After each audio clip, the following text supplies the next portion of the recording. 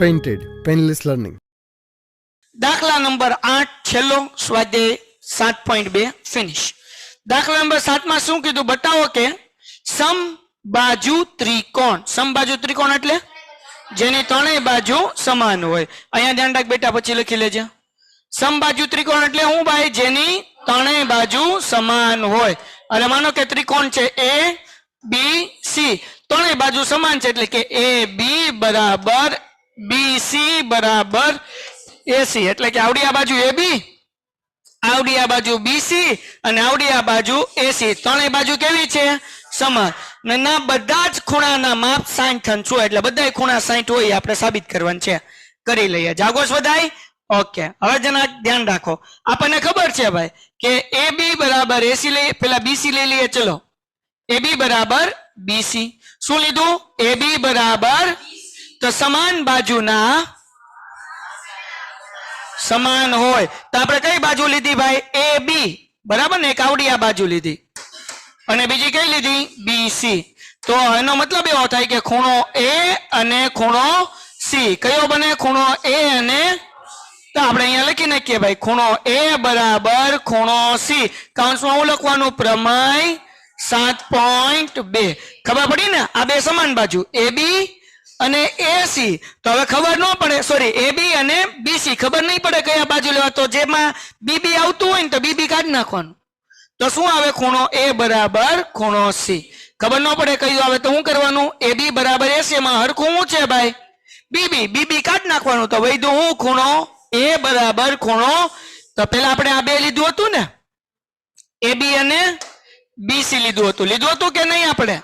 હવે એક કામ કરીએ, હવે બીજા બે ખૂણા લઈ, બીજી બે બાજુ લઈ લઈએ. હવે આવડી આ લઈ લઈએ ભાઈ, બીસી બરાબર એસી. તો આપણે લખી નાખીએ બીસી બરાબર, શું લઈએ છે હવે? બીસી બરાબર, મને અવાજ જોઈએ બધાનો, શું લેવાનું? એસી. તો આમાં બે માં શું રિપીટ થાય છે?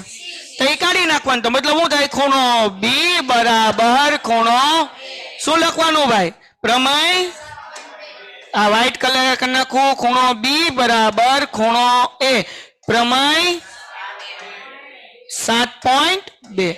હવે જુઓ, આમાં ખૂણો એ આવે છે, આમાં ખૂણો એ આવે છે, આમાં એ બરાબર સી છે, આમાં એ બરાબર, તેનો મતલબ શું થાય કે ત્રણેય ખૂણા હરખા થઈ ગયા ને. ખૂણો એ બરાબર ખૂણો સી બરાબર થાય કે નહીં? એટલે ત્રણેય ખૂણા કેવા થઈ ગયા? સમાન. તો આપણે આને કહીએ પરિણામ 1, આને કહીએ પરિણામ. તો આપણે લખીએ પરિણામ 1 અને 2 પરથી શું નક્કી થાય? જો પરિણામ 1 અને 2 પરથી ખૂણો એ બરાબર ખૂણો બી બરાબર ખૂણો થાય કે ન થાય? હા કે ના? પાકું સમજાણું કેવી રીતના થયું? એક સ્ટેપ હજી વધારજો. જો પરિણામમાં 1 માં શું હતું? એ બરાબર ખૂણો સી હતું. હવે આમાં શું આવી ગયું? એ આવી ગયું. તો હવે એ નહીં લખવાનું. હવે કોણ વધ્યું? ખૂણો બી. તો આપણે ત્રણેય લાઈનમાં લખીએ કે ખૂણો એ બરાબર ખૂણો બી બરાબર ખૂણો સી. હા કે ના? તો હવે આ ત્રણેય બરાબર આપણે એક કામ કરીએ, એક્સ ધારી લઈએ, જે માની પેલા ધાર્યું હતું એમ. તો અહીંયા ધારી લઈએ ભાઈ.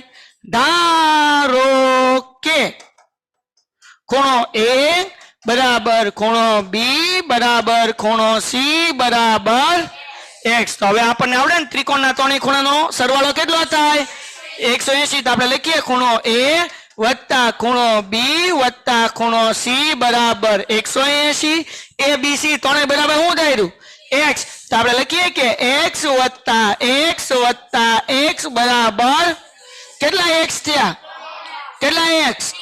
તો અહીંયા લખો 3x બરાબર 100 ને થાય કે ન થાય? હવે આ 3 ગુણાકાર છે. એ ભાઈ ઉભું રહી જા. હા, 3 ગુણાકાર છે આ બાજુ. હવે તો x બરાબર 180 ભાગ્યા 3, 3 6 18 ને 0. તેથી x બરાબર કેટલા આવ્યા?